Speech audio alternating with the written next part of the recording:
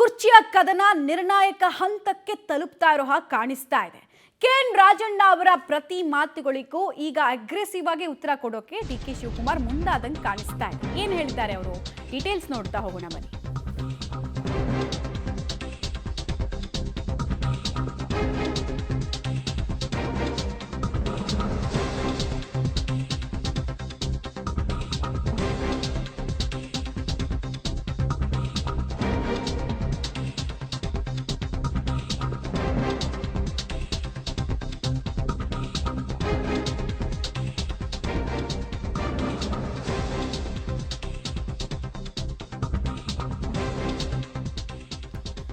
ನಾನು ಯಾರಿಗೂ ಕೂಡ ಉತ್ತರ ಕೊಡೋದಕ್ಕೆ ಬಯಸಲ್ಲ.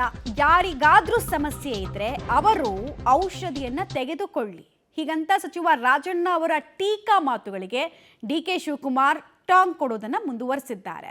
ಇಷ್ಟು ದಿನ ನಾವು ನೋಡ್ತಾ ಇದ್ದಿದ್ದು ಸಿದ್ದರಾಮಯ್ಯ ಬಣದ ಮೌತ್ ಪೀಸ್ ರೀತಿ ಕೆಲಸ ಮಾಡ್ತಾ ಇದ್ದಂತಹ ಕೆಎನ್ ರಾಜಣ್ಣ ಅವರು ಅಗ್ರೆಸಿವ್ ಆಗಿ ಮಾತುಗಳನ್ನ ಆಡ್ತಾ ಇದ್ದಿದ್ದು.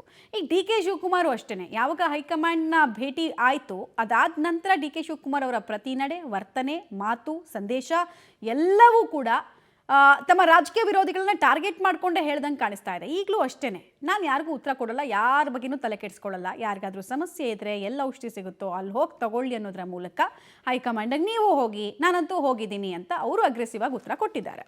ರೈಟ್, ಡೀಟೇಲ್ಸ್ ಕೊಡ್ತಾರೆ. ನೇರ ಸಂಪರ್ಕದಲ್ಲಿ ಜಾಯಿನ್ ಆಗ್ತಾ ಇದ್ದಾರೆ ಶ್ರೀನಿವಾಸ್. ಇಷ್ಟು ದಿನ ನಾವು ನೋಡ್ತಾ ಇದ್ದಿದ್ದು ಸಿದ್ದರಾಮಯ್ಯ ಬಣದ ಮೌತ್ ಪೀಸ್ ರೀತಿ ಯಾರು ವರ್ತಿಸ್ತಾ ಇದ್ರೋ ಆ ಎಲ್ಲ ಸಚಿವರದ್ದು ಅಗ್ರೆಸಿವ್ ಆಗಿ ಮಾತಾಡ್ತಾ ಇದ್ದಿದ್ದು. ಬಟ್ ಲಾಸ್ಟ್ 2 years ಅಲ್ಲಿ ಡಿಕೆ ಶಿವಕುಮಾರ್ ಅವರು ಆ ಅಗ್ರೆಸಿವ್ ಟ್ರೆಜೆಕ್ಟ್ರಿ ಅನ್ನೋದ್ರಿಂದ ದೂರನೇ ಇರ್ತಾ ಇದ್ರು, ತುಂಬಾ ಕ್ಯಾಪ್ಟನ್ ಕೂಲ್ ರೀತಿ ಇರ್ತಾ ಇದ್ರು. ಬಟ್ ಈಗ ನೋಡಿದ್ರೆ ಒಂದೆರಡು ಸ್ಟೆಪ್ ಮುಂದೆ ಬಂದೇ ಫಾರ್ಮಲಿ ಅಗ್ರೆಸಿವ್ ಆಗಿ ಆಟ ಆಡ್ತಾ ಇದ್ದಾರೆ. ಸೊ ಇದು ಯಾವ ರಾಜಕೀಯ ಲೆಕ್ಕಾಚಾರದ ಭಾಗ ಅಂತ ಅನ್ಸುತ್ತೆ?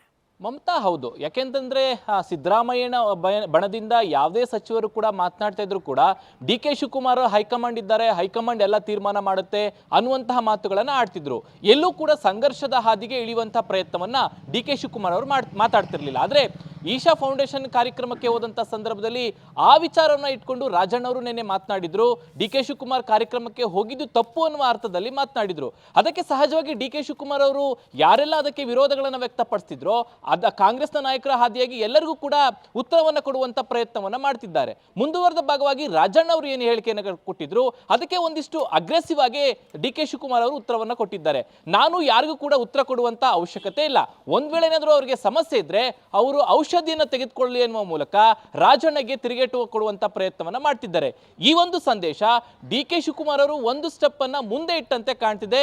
ಇನ್ನು ಮುಂದೆ ಸಾಫ್ಟ್ ಆಗಿ ಹೋದ್ರೆ ಆಗೋದಿಲ್ಲ, ಅವರ ಪ್ರತಿಕ್ರಿಯೆಗೆ ನನ್ನ ಪ್ರತಿಕ್ರಿಯೆ ಹೀಗೆ ಇರುತ್ತೆ ಅನ್ನುವಂತಹ ಮನಸ್ಥಿತಿಯಲ್ಲಿ ಬಹುಶಃ ಡಿ ಕೆ ಶಿವಕುಮಾರ್ ಅವರು ಮಾತನಾಡ್ತಿದ್ದಾರೆ ಅಂತ ಅನ್ಸುತ್ತೆ. ಈ ಒಂದು ಭಿನ್ನಾಭಿಪ್ರಾಯಗಳು ಅಥವಾ ಈ ಒಂದು ಮಾತುಗಳು ಮುಂದಿನ ರಾಜಕೀಯಗಳಲ್ಲಿ ಮತ್ತಷ್ಟು ಹೆಚ್ಚಳವಾಗುವಂತಹ ಸಾಧ್ಯತೆಗಳನ್ನು ಕೂಡ ತಳ್ಳಿ ಹಾಕುವಂತಿಲ್ಲ. ಮಮತಾ. ಓಕೆ ಶ್ರೀನಿವಾಸ್, ಹಾಗೆ ಸಂಪರ್ಕದಲ್ಲಿ ವಾಪಸ್ ಬರ್ತೀನಿ.